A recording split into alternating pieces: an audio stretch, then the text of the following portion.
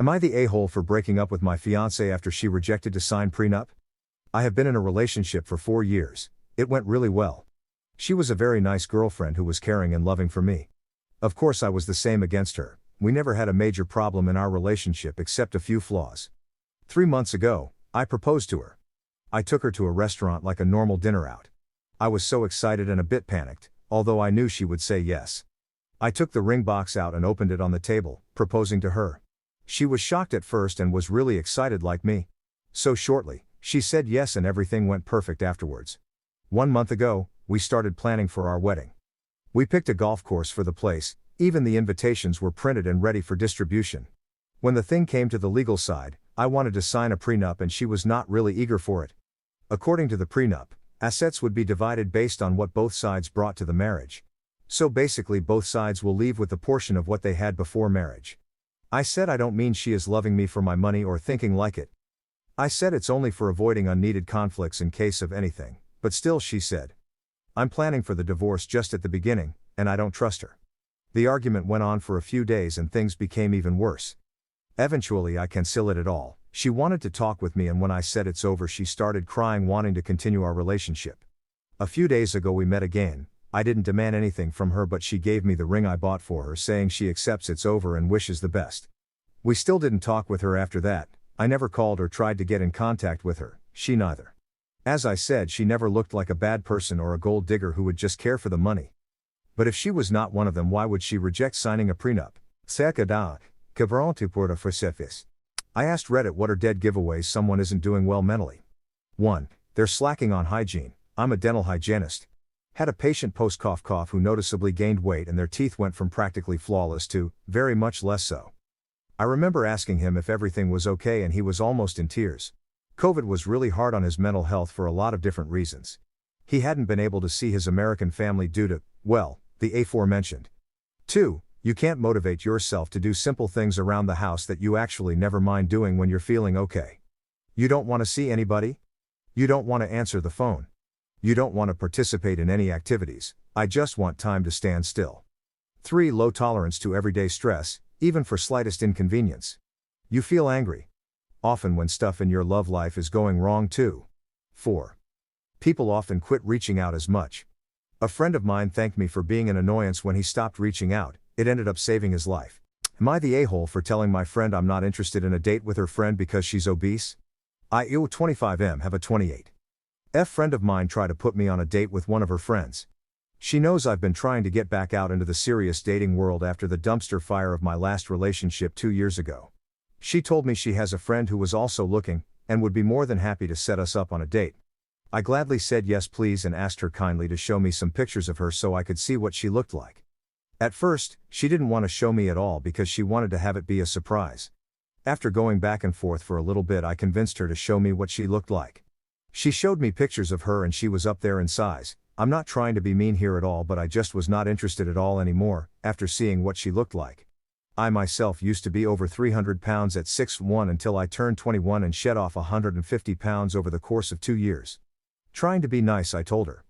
While I appreciate it for her trying to help me, I was not interested but extremely thankful. She immediately went off on me saying I was shaming her and being fat-phobic because she was a larger woman and that it shouldn't matter. And I should see past it all and my preference for dating is crap. I couldn't bring myself to that. From someone who was always a big guy growing up, always using food as a coping mechanism for my problems and troubles to lose all the weight. I want someone to be on the same path as me. The reason being is that I've worked really hard to come to where I'm at now, and I don't want that potential of someone pulling me back into that life. It just isn't for me anymore. I'm sure the friend is nice, but I didn't say anything in a negative tone or came off saying anything rude or condescending. It's just the preference I have for dating, and it was thrown back in my face. I'm not the most attractive guy there is, just pretty average, but I still stand by my preferences no matter what. Was I being a rude? I asked Reddit. What was the worst reason a person got expelled at your school? We had a student who had unalived themselves, which was horrible. Then there was another student who was friends with that person who started getting random notes and threats against them saying they were the cause of the incident, and that they were next. It began this large hunt to find out who would say such horrendous things to someone who just lost their best friend. Turned out it was the friend leaving notes and threats to themselves. They were expelled and from what I heard ended up moving out of state. We had a freshman girl in high school come to our all-male high school to give a speech with her dad. 2. The entire high school was in the auditorium so they could bring awareness of leukemia, of which she was fighting through. One junior boy screamed out when she was speaking, "Show us your tits." He was expelled after that. 3. Had a race riot at our high school in 1978. Started on the baseball field during a dispute over whose turn it was to bat. Guy who had the bat in his hand got pissed and caved in the other kid's head. They were different races and this set off a school-wide brawl. Kid with the bat was expelled. 4. My best friend's brother was expelled for getting jumped in school. 2 or 3 guys decided to beat him up in the back halls of the school between classes. He didn't fight back or defend himself at all, just curled up and tried to protect his head and stomach. He was expelled for being involved in a fight. At what scientific breakthrough are we closer to than most people realize? 1. Vaccines for Lyme's disease are in deep, successful clinical trials and should be available to the public very soon. 2. A cure for symptomatic rabies. Using monoclonal antibodies, scientists were able to alter the immune response in rats significantly into infection. This is awesome because before this treatment, once you showed symptoms you were essentially dead. Rabies is also a lot more common in Asia and Africa, with roughly 56,000 cases a year. For anyone interested, the difficulty in treating rabies is that once it's in the brain, it's difficult for anti-rabies drugs and the immune system to get past the blood-brain barrier that protects your brain from things in the blood.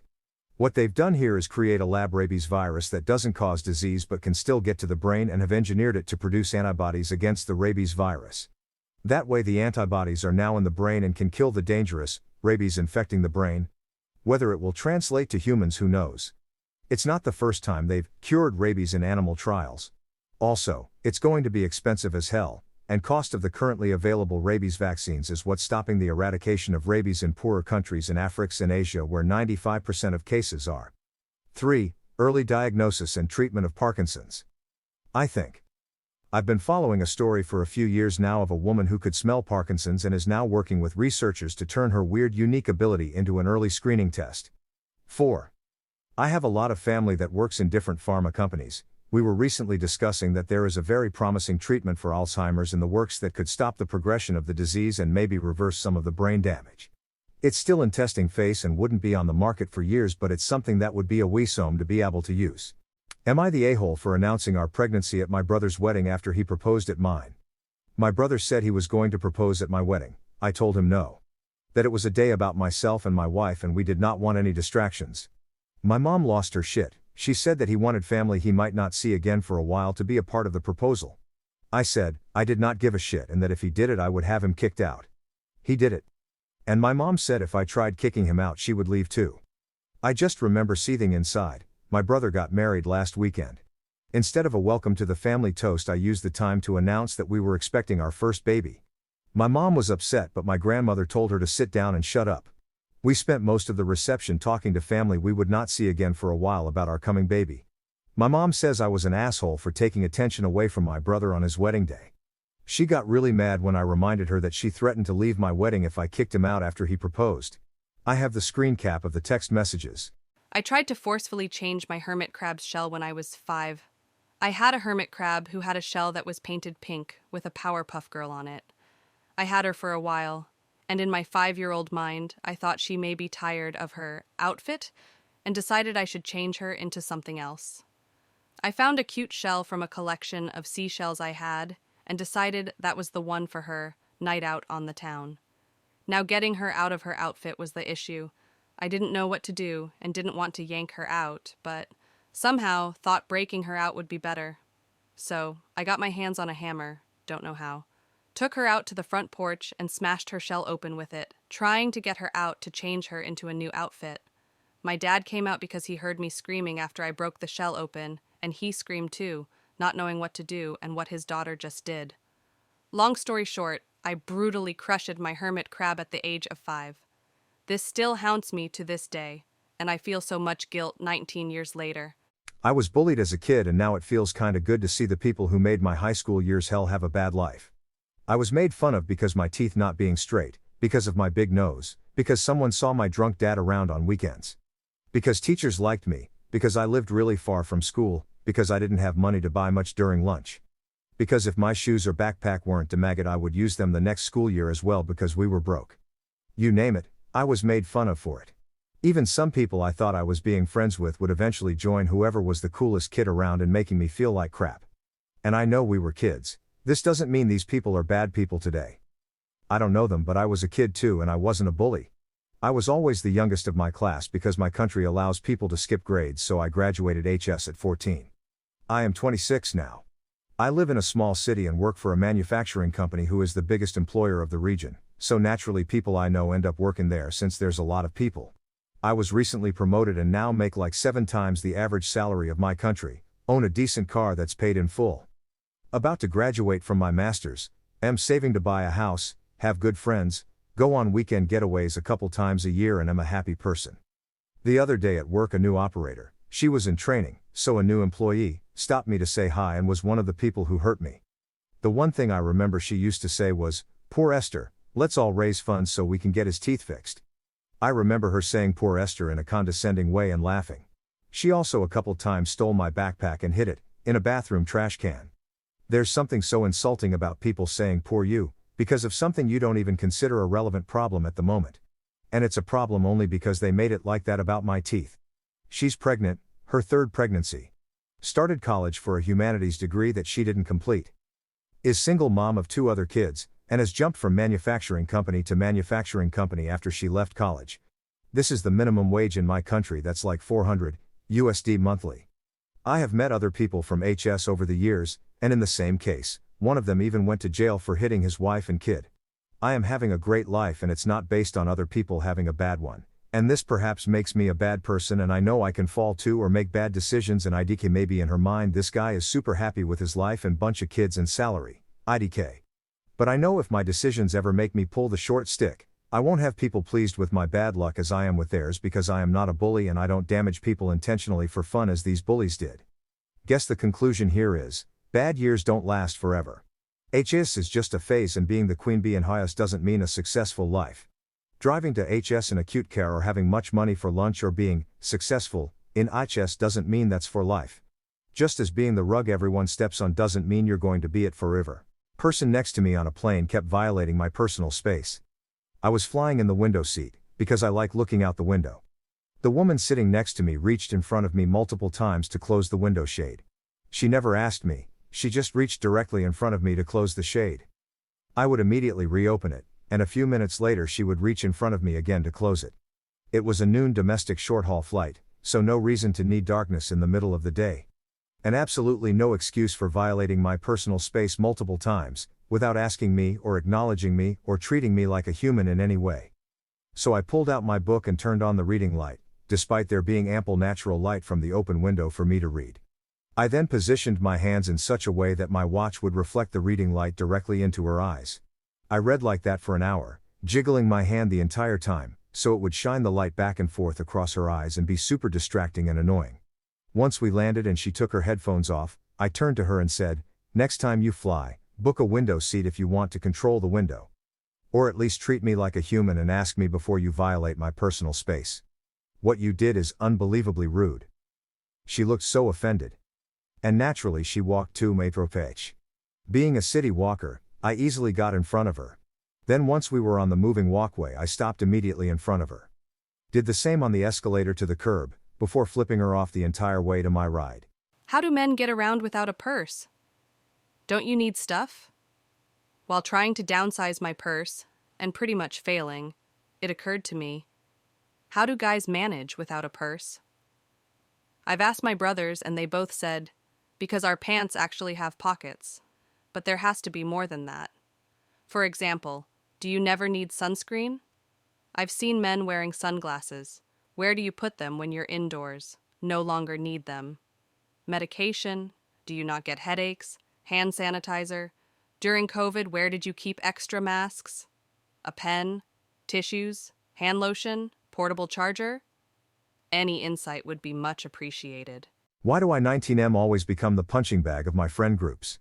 Over the years, I've been in a few different friend circles, but it's like I always end up being the punching bag, you know? Like the designated trash can of the group. It's like everyone thinks it's cool to give me a hard time, and I'm just there taking it all in. People keep saying it's because I don't stand up for myself, but when I do try to give it back as a joke, I feel all guilty and stuff. How do I stop this cycle, you know? And why is it always me? Like, why can't they see it's hurting me? Now, I moved to uni recently, made some new friends. 3 girls, F18, F19, F19, and a guy, M18. And I was thinking, great, fresh start. But nope, same old story. I'm back to being the punching bag again. Even my best friend, who I've known forever, flips on me whenever we're with the group. It's like a gut punch every time, you know? Sure, they say it's all in good fun, but man, it hits differently. It's just so isolating and awkward. Every time we hang out, I feel like I'm on the fringes, like I don't really belong. And I get it, they're just joking around, but it still stings, you know? Like, why can't they see that? I just want to kick back and chill with my friends without feeling like I'm the butt of every joke. Is that too much to ask? Or are the jokes just veiled way of saying the hard truth to me? I faked a seizure in class to get attention from my classmates. Nobody knows about this and I'm not planning to tell anyone. When I was 13 and in 8th grade I was a total loser and an outcast at my Catholic school. Having Asperger's, it was difficult for me to fit in, and I quite desperately did weird shit to try and be liked and have people care about me. It went from lies about being raped and faked, having cancer, but that's a story for another day. This came out of nowhere. I remember being really bored in English and I thought, oh, let's start screaming and crying and get people's attention. So that's what I did. I tapped the shoulder of the girl next to me and told her my head really hurt. She brushed it off and then I began to breathe heavily and I started shaking. A couple students noticed and began to ask what's wrong. Then I dropped to my knees out of my chair and began screaming and crying, wrists clutching my head. The teacher made everyone evacuate the room and she called the principal. I was making such a ruckus that I couldn't hear what they were saying around me. Eventually, the ambush showed up and I was escorted out into the ambulance and they gave me that medicine, where it numbs the pain, which I wasn't even in. I made it to the hospital and the nurses and my family were really confused as to what was going on and I was fucking loving the attention. They ruled it out as a severe headache due to stress and sent me home. The next day my peers were asking if I'm okay and some were asking if I was having a seizure. I seemed to have scared them as one girl told me she started crying because of how loud I was screaming and everything. The worst part was that I didn't feel guilty at the time, I just ate up the attention and became the talk of the school for some time. I was a very sad and lonely girl due to the social status at my school. Thank God I got transferred to a new school 2 years later and graduated there with no issue. My boyfriend says the only reason he's still with me is because I'm pretty. My boyfriend and I were chilling the other day, just watching movies, when all of a sudden he told me, if you weren't so beautiful, I would have been over your shit by now. I asked him what he meant. Did he mean if I was uglier he would have broken up with me by now, and he said yes. We had just fought the day before, so I'm thinking he was still a bit salty or irritated from that fight with me. He said similar things like this in the past. For example, one time after a fight, he said, when I'm mad at you, I look at you and think you're so pretty, so I have to work it out with you. I think that he thinks it's a compliment. I am a young 21-year-old. My boyfriend is 25 and takes care of her body well, and I do think I'm fairly attractive. I've always had boyfriends and gotten a lot of attention. My BF compliments me a lot on my looks and body. He's also fit, so I know it's important to him. But it hurts me when he says those things because it makes me feel like the only value he sees in me is my looks. I'm a lot more than that. I'm upset, but I'm afraid I'm overreacting. Is it a compliment? My boyfriend pretended to break up with me and he didn't like my reaction. We have been together for 3 years and are planning on moving in together before the summer. Everything was amazing, and I was so excited. He was visiting his family over Easter, and we kept the usual contact and I love you, I miss you talk. Then he texted me that he has been having cold feet, and he wasn't sure about us, and it was over. I called him immediately, and he said the same things. I told him we could talk when he got home, but he said it was no use. I texted him later that we should take it when he is back home so we could talk face to face. He wrote, I am sorry for hurting you, but it is over. This seemed very final to me, so I wrote I understand. Good luck to you. So I haven't tried to contact him. A few days later he called and I didn't answer. Then he texted me to pick up, but I didn't. He came home yesterday and immediately to my apartment, and he was so angry. It was a joke, but he was hurt over how indifferent I acted and giving up so easily. He yelled some more, then left. I am very heartbroken now. I just believed him and acted accordingly, but he thinks even if it was true, I should have been more devastated that a beautiful relationship of 3 years has ended and that it deserved better than my okay good luck text. I didn't fight enough for the relationship.